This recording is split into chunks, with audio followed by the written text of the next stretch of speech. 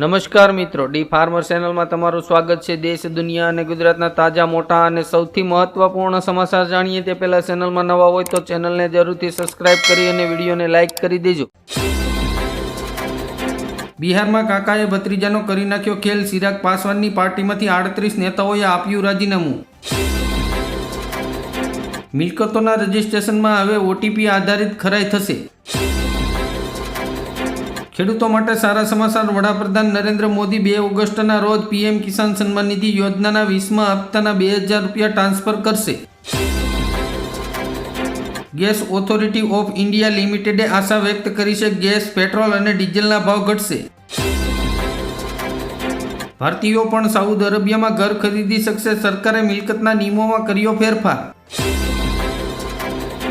Surat diamond બુર્સને ધમધમતું કરવા ગૃહમંત્રી હર્ષ સંઘવીનો પ્રયાસ। રશિયામાં 8.8ની તીવ્રતાના ભૂકંપથી દુનિયાભરમાં દહેશત। જાપાન અને અમેરિકા સુધી સુનામીનો ભય।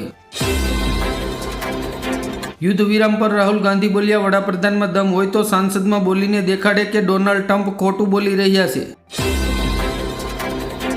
1 ઓગસ્ટથી ઇન્દોરના કોઈપણ પેટ્રોલ પંપ પર 2 વ્હીલર ચાલકોને હેલ્મેટ વગર પેટ્રોલ આપવામાં આવશે નહીં। રાજ્યની સરકારી યુનિવર્સિટીઓમાં 19 રાઉન્ડ પછી બેઠકો ખાલી, વધુ 1 રાઉન્ડ કરવાની માંગ। ગાંધીનગરમાં બનાવટી દવાના વેચાણનું મોટું કૌભાંડ ઝડપાયું। ફૂડ અને ડ્રગ વિભાગની તવાઈ। લોકસભામાં પીએમ મોદીને કોંગ્રેસના યુવા સાંસદ પ્રણીતિ શિંદેએ કહ્યું, ઓપરેશન સિંદૂર એક સફળ મિશન કરતા મીડિયા શો હોય એવું લાગ્યું। ભારત અવકાશમાં ઇતિહાસ રચશે। નાસા ઇસરોનું નિસાર મિશન આજે લોન્ચ થશે। હવે ઇમરજન્સી સમયે કોઈ મુશ્કેલી ન પડે તે માટે સુરત પોલીસ કમિશનર દ્વારા ગ્રીન કોરિડોરની રચના કરાઈ। ઓપરેશન મહાદેવ બાદ હવે ઓપરેશન શિવશક્તિ શરૂ। એલઓસી પર 2 આતંકવાદીઓ ઠાર। લોકસભામાં ગૃહમંત્રી અમિત શાહે કહ્યું, પાકિસ્તાન કોંગ્રેસની ભૂલનું પરિણામ છે। મહારાષ્ટ્રના મુખ્યમંત્રી દેવેન્દ્ર ફડણવીસે મંત્રીઓને વારંવાર વિવાદમાં ન પડવા આપી ચેતવણી।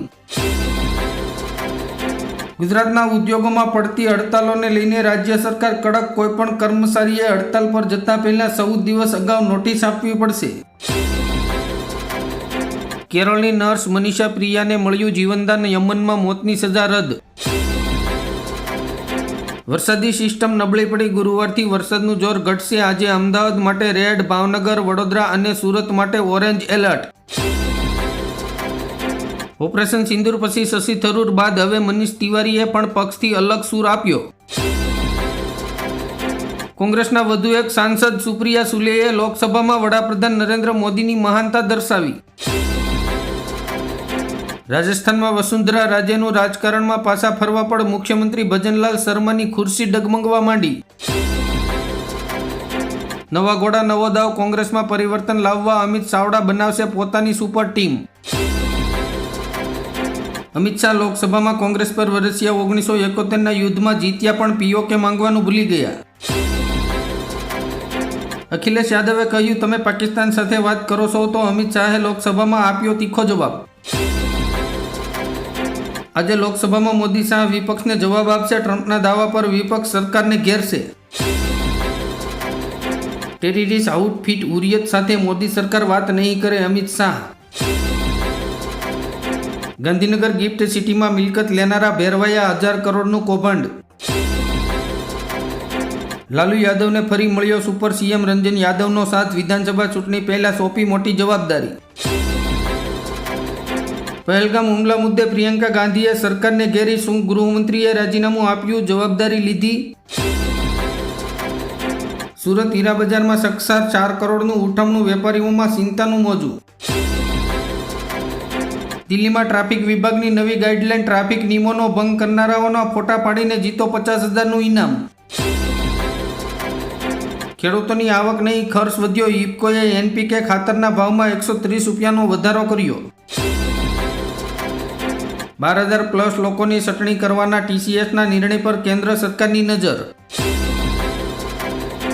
અમેરિકાના વિઝા માટે હવે બાળકો અને વૃદ્ધોએ પણ ઇન્ટરવ્યૂ આપવું પડશે। અખિલેશ યાદવે લોકસભામાં ઉઠાવ્યો પ્રશ્ન, કોના દબાણ હેઠળ યુદ્ધ વિરામ કરવામાં આવ્યો?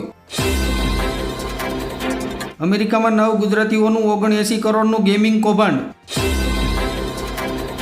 મહારાષ્ટ્ર સરકારનું નવું ફરમાન, હવે સોશિયલ મીડિયા પર સરકારની ટીકા કરી તો થશે કડક કાર્યવાહી.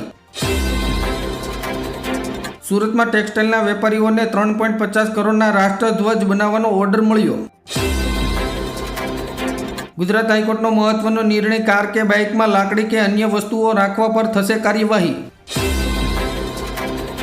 નવી દિલ્હીના નોઈડામાં 1,66,000થી પણ વધુ વાહનોનું રજિસ્ટ્રેશન સસ્પેન્ડ, પેટ્રોલ ડીઝલ નહીં મળે. ભારત રશિયાના સંબંધો વિશે અમેરિકા અને નાટોને ભારતનો સણસણતો જવાબ.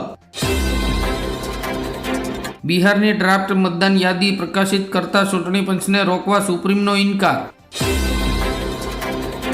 ઓપરેશન સિંદૂર પર ઓવૈસી સંસદમાં બોલ્યા, પાણી લોહી એક સાથે નહીં વહે તો ક્રિકેટ કેવી રીતે રમશે. પહેલગામ હુમલા પર પાકિસ્તાનને ક્લીન ચીટ આપવા સિદ્યંબરના નિવેદનથી રાજકીય હોબાળો. ઓપરેશન મહાદેવ હેઠળ સેનાએ 3 પાકિસ્તાની આતંકવાદીઓને ઠાર માર્યા, પહેલગામ હુમલામાં સામેલ હોવાનો દાવો. લોકસભામાં ઓપરેશન સિંદૂર પર ચર્ચા પહેલા વિપક્ષનો હોબાળો, કાર્યવાહી સ્થગિત. ચોમાસુ સત્ર પહેલા ઓબીસી અનામત પર કોંગ્રેસનો હોબાળો. ભાજપના નવા પ્રદેશ પ્રમુખ કોળી સમાજના હશે કુંવરજી બાવળિયાએ આપ્યો આ જવાબ. રાહુલ ગાંધીએ છત્તીસગઢમાં કેથોલિન નનની ધરપકડને લઘુમતી પરનો અત્યાચાર ગણાવ્યો. ઈરાને લોન્ચ કરી દુનિયાની સૌથી ઘાતક મિસાઇલ. ડિમ્પલ યાદવ વિરુદ્ધ અપમાનજનક ટિપ્પણી કરવા બદલ મૌલાના સાજિદ વિરુદ્ધ એફઆઈઆર નોંધાઈ. ગુજરાત વિધાનસભામાં શૈલેષ પરમાર કોંગ્રેસના ઉપનેતા કિરીટ પટેલ બન્યા મુખ્ય દંડક. વરસાદના રાઉન્ડમાં ઉત્તર ગુજરાત, મધ્ય ગુજરાત અને પૂર્વ ગુજરાતમાં વરસાદનું જોર રહેશે. સૌરાષ્ટ્રમાં વરસાદનું જોર ઓછું રહેશે. મોદી ચર્ચામાં શશી થરૂરે કોંગ્રેસની લાઇન પર બોલવાનો ઇનકાર કર્યો.